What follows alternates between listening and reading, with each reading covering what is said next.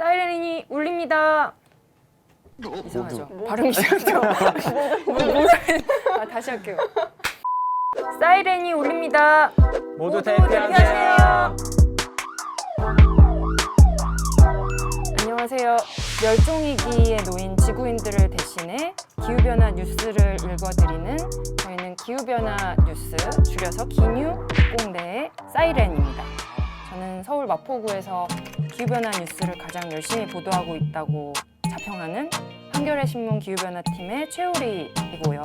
안녕하세요. 전 기후변화를 걱정하고 막기 위해 열심히 노력하는 기후변화 청년 모임 비게이브의 오동재입니다. 반갑습니다. 기후변화 때문에 매일 밤 잠 못 이루고 있는 박소현입니다. 사실 저희가 술 먹다가 이 코너를 기획했잖아요. 그렇죠. 부정확한 정보를 바탕으로 이제 좀 주관적인 해석을 하는 언론들이 많고 위험한 보도들을 하는 경우도 있어요. 그래서 팩트 체크도 해보고 한번 우리만의 시각을 담아서 짚어보자 이런 얘기를 했었죠. 첫 번째 준비하신 소식은 해외 석탄 발전이라면서요. 네, 맞습니다. 한국전력 다들 잘 아실 거라고 생각합니다. 최근에 한국전력이 해외에 나가서 석탄 발전을 지어주겠다고 계속 얘기를 하고 사업을 추진을 하다 보니까 굉장히 많은 비판을 받았습니다. 좀 관련해서 해외 석탄 발전을 다룬 조선일보의 논설을 제가 가지고 왔는데요. 좀 정정할 것들이 꽤 많이 있어서 가지고 오게 되었습니다.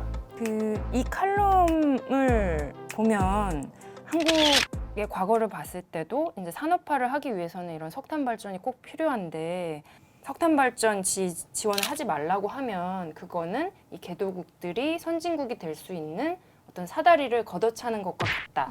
딱 이 주장이잖아요. 제가 태어나기 전인 30년 전에는 이런 좀 전제들, 이런 명제들이 맞았을 수도 있어요. 2020년에는 더 이상 이게 현실이 아니죠. 지금 석탄 발전은 사다리라기보다는 더 짐에 가까운 전원이 맞습니다. 한전이랑 그리고 여러 국책 금융기관들이 진출한 인도네시아와 베트남의 해외 석탄은 일단은 2025년에 완공이 될 예정이에요. 근데 2028년이면은 이 나라들에서 재생에너지와 석탄의 단가가 역전을 합니다. 재생에너지가 더 싸지는 시점이 오는 건데요. 저는 사실 이 칼럼 읽으면서 그 국가의 품격을 좀 생각하게 되더라고요. 네. 선진국이란 나라가 국제사회에서 할 수 있는 역할이 뭘까 이런 고민을 좀 했던 것 같아요. 네. 우리나라 국민들한테도 짐이 되고 그 나라 국민들한테도 짐이 되는 석탄 발전을 굳이 할 필요가 없이 그 나라 경제 발전을 도와주기 위해서 그리고 기후변화를 막기 위해서 우리가 할 수 있는 선택지들은 더 많아졌다. 네, 제가 봤을 때는 두 분도 석탄 외기를 걸으실 것 같아요. 석탄 반대 외길. 네, 한전이 석탄 외기를 걷고 반대 외기를 걸으시는 분들 아마 후속 뉴스들이 계속 나올 텐데 우리 기뉴님들 열심히 서치해서 또 한번 네, 분석해 다음 주에 주시기 또 가지고 바랍니다. 오겠습니다. 네. 네. 문재인 대통령이 10월 28일에 2050년까지 한국 사회도 탄소 순 배출량 제로를 지향하도록 하겠다.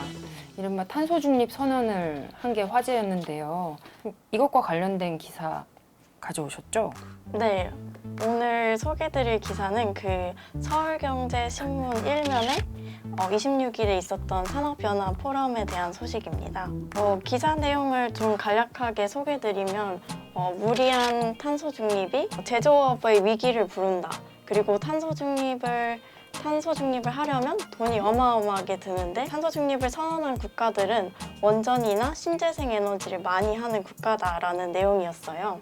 그 포럼에 참가했던 에너지경제연구원의 임재규 선임연구원님의 발언에 따르면 그 설비 투자비와 인프라 투자비를 합쳐서 510조의 비용이 든다고 발언을 하셨어요.